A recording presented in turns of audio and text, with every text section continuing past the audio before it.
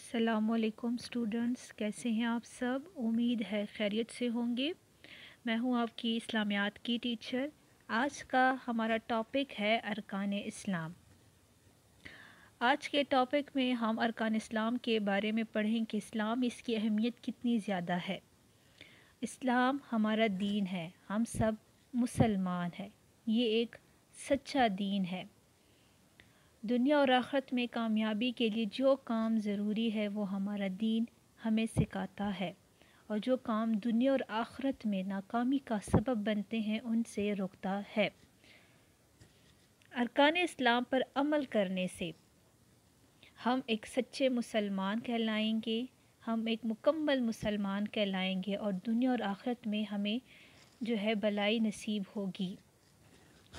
ارکان رکن کی جمع ہے، اور رکن یعنی پلر سے مراد وہ لازمی حصہ ہے جس پر کسی چیز کا وجود موقوف ہو، یعنی اس کے بغیر قائم نہ ہو سکے۔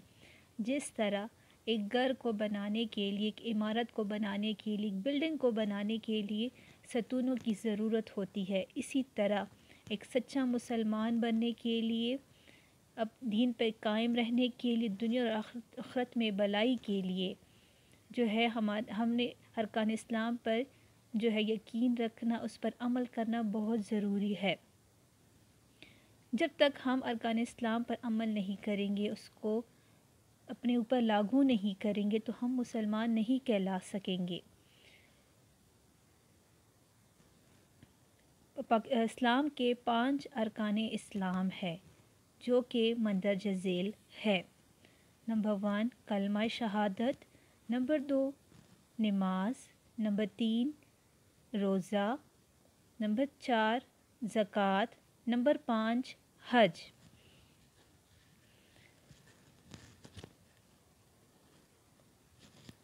حضور صلی اللہ علیہ وآلہ وسلم نے ارشاد فرمایا، دین اسلام کی بنیاد 5 چیزوں پر ہے۔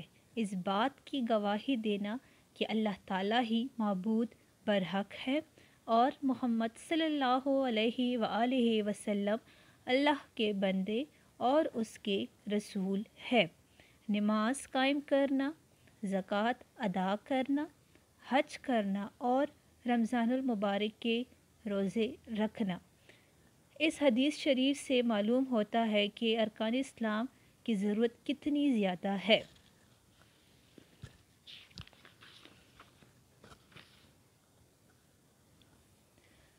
سب سے پہلے ہمارے پاس ہے کلمہ شہادت۔ کلمہ شہادت کا مطلب ہے گواہی دینا، یعنی توحید و رسالت کے زبانی اقرار کو شہادت کہتے ہیں۔ اشہد ان لا الہ الا اللہ واشہد ان محمد عبدہ ورسولہ۔ اس کا مطلب یہ ہے کہ میں گواہی دیتا ہوں کہ اللہ کے سوا کوئی معبود نہیں، وہ برحق ہے، اور محمد صلی اللہ علیہ وآلہ وسلم اللہ کے بندے اور رسول ہے۔ توحید کہتے ہیں گواہی دینے کو، سچے دل سے اللہ تعالیٰ کو ایک اور یکتا مان کر یہ سمجھنا اور مانا جائے، اور زبان سے اس حقیقت کا اقرار بھی کیا جائے کہ صرف اللہ تعالیٰ ہی عبادت کے لائق ہے، وہی حقیقی مالک، خالق اور رازق ہے۔ اسی نے پوری کائنات پیدا کی ہے۔ کائنات کے چھوٹے سے چھوٹے ذرے سے لے کر 7 آسمانوں تک جتنی بھی چیزیں ہیں وہ سب اللہ تعالیٰ کی بنائی ہوئی ہے، اور وہی ساری دنیا کا نظام اکیلے چلا رہا ہے، اور وہ اس کام میں کسی کا محتاج نہیں بلکہ ساری دنیا اس کی محتاج ہے۔ رسالت، اب اس میں رسالت کی گواہی دینے کا مطلب یہ ہے کہ حضرت محمد صلی اللہ علیہ وآلہ وسلم اللہ تعالیٰ کے بندے اور اس کے آخری نبی ہے، اور یہ کہ آپ صلی اللہ علیہ وآلہ وسلم کے بعد قیامت تک کوئی نبی نہیں آئے گا۔ ہم سب جانتے ہیں کہ اللہ تعالیٰ نے دنیا میں 1,24,000 پیغمبر بھیجے، جس میں حضور صلی اللہ علیہ وآلہ وسلم کا نمبر سب سے آخر میں آتا ہے۔ ہمارا یہ ایمان ہونا چاہیے، ہمارا یہ ایمان ہے اگر ہم اللہ پر یقین رکھتے ہیں تو ہمارا یہ بھی ایمان ہوگا، یہ بھی یقین ہوگا کہ حضور صلی اللہ علیہ وآلہ وسلم اللہ کے آخری نبی ہے، اور اس کے بعد کوئی نہیں آئے، کوئی نبوت کا دعویٰ نہیں کرے گا، کوئی نبی نہیں آئے گا۔ آپ صلی اللہ علیہ وآلہ وسلم کی لائی ہوئی ہدایت یعنی قرآن مجید، آپ صلی اللہ علیہ وسلم کی زندگی یعنی آپ صلی اللہ علیہ وآلہ وسلم کی سیرت طیبہ اور سنت ساری دنیا کے انسانوں کی رہنمائی کے لیے قیامت تک کافی ہے۔ ہمارا یہ ایمان ہونا چاہیے کہ اللہ ایک ہے، اس کا کوئی شریک نہیں، وہی خالق ہے، وہی رازق ہے، وہی رزق دینے والا ہے، وہی بنانے والا ہے، وہی تمام دنیا کا مالک ہے۔ اور ہمارا یہ بھی ایمان ہے ہونا چاہیے کہ حضرت محمد صلی اللہ علیہ وآلہ وسلم اللہ کے آخری نبی ہے اور قرآن مجید حضور صلی اللہ علیہ وآلہ وسلم پر نازل ہوئی۔ اب آتے ہیں دوسرا ہمارے پاس جو ستون ہے، جو رکن ہے، وہ ہے نماز۔ نماز کے بارے میں ہے کہ نماز ہر قسم کی بد اخلاقیوں، ہر قسم کی برائیوں سے روکتی ہے۔ نماز ایک طرف اللہ کی یاد اور اس کی عبادت ہے، اور دوسری طرف وہ ہماری اپنی ابدیت کا اقرار ہے۔ نماز ہمیں یاد دلاتی ہے کہ ایک دن ہمیں اللہ کی عدالت میں پیش ہونا ہے، اور اللہ کی عدالت میں کامیاب ہونے کے لیے ضروری ہے کہ انسان اپنی پوری زندگی اللہ کی اطاعت میں بسر کرے۔ تیسرا ہمارے پاس ہے روزہ۔ رمضان المبارک میں پورے مہینے کے روزے رکھنا، مطلب 12 مہینوں میں سے ایک مہینہ ہمارے پاس ہے رمضان المبارک، جس کے 30 روزے ہم رکھتے ہیں۔ روزے کے ذریعے ہمیں اپنی خواہشات نفس پر قابو حاصل ہوتا ہے، پھر ہم اللہ کی خوشنودی کے لیے، اللہ کی خوشی کے لیے مقابلے میں ہم کسی چیز کو اہمیت نہیں دیتے، اس کی خوشی کے لیے ہر آرام اور لذت کو چھوڑ سکتے ہیں۔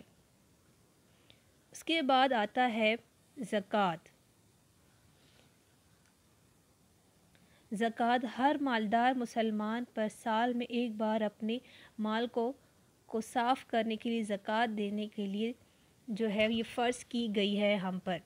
زکوٰۃ ہمیں اللہ کے بندوں کے حقوق کی یاد دلاتی ہے۔ زکوٰۃ کے ذریعے دل سے مال کی محبت نکل جاتی ہے، ہمارا اخلاق بلند ہوتا ہے۔ جس طرح چراغ اپنے آپ کو اور ماحول کو روشن رکھنے کے لیے فیاضی کے ساتھ دل کھول کر اپنا تیل خرچ کرتا ہے، ٹھیک اسی طرح زکوٰۃ کے ذریعے ایک طرف انسان لوگوں کے کام آتا ہے اور دوسری طرف وہ اپنی روح کو خوشی دیتا ہے، اور اس سے اس کا مال بھی صاف ہو جاتا ہے۔ پانچواں ہمارے پاس ہے حج۔ زندگی میں ایک مرتبہ بیت اللہ شریف کا حج کرنا ہم سب ہر صاحب استطاعت مسلمان پر فرض ہے۔ حج ہمارے دل میں اللہ کی محبت اور عظمت کا نقش بٹھاتا ہے۔ یہ ہمارے دل میں اسلام کی ایسی محبت پیدا کرتا ہے جو کبھی بھی دل سے نہیں نکلتی۔ اسلام کے یہ پانچوں ارکان نہایت اہم ہیں۔ حضرت محمد صلی اللہ علیہ وآلہ وسلم نے فرمایا، اسلام کی بنیاد 5 ارکان پر رکھی گئی ہے، اس لیے ان میں سے کسی ایک بھی رکن کے بغیر یہ عمارت قائم نہیں رہ سکتی، اور ان میں سے کسی ایک کے بغیر کوئی بھی شخص مسلمان نہیں ہو سکتا۔ لہٰذا ہمیں چاہیے کہ اللہ تعالیٰ کا شکر ادا کرے کہ ہم مسلمان ہیں۔ مسلمان ہونے کی حیثیت سے ہمارا فرض ہے کہ ہم ارکان اسلام کی مکمل پابندی کریں تاکہ دنیا اور آخرت میں کامیاب ہو سکے۔ آج کا ہمارا ٹاپک اتنا ہی تھا۔ اللہ حافظ۔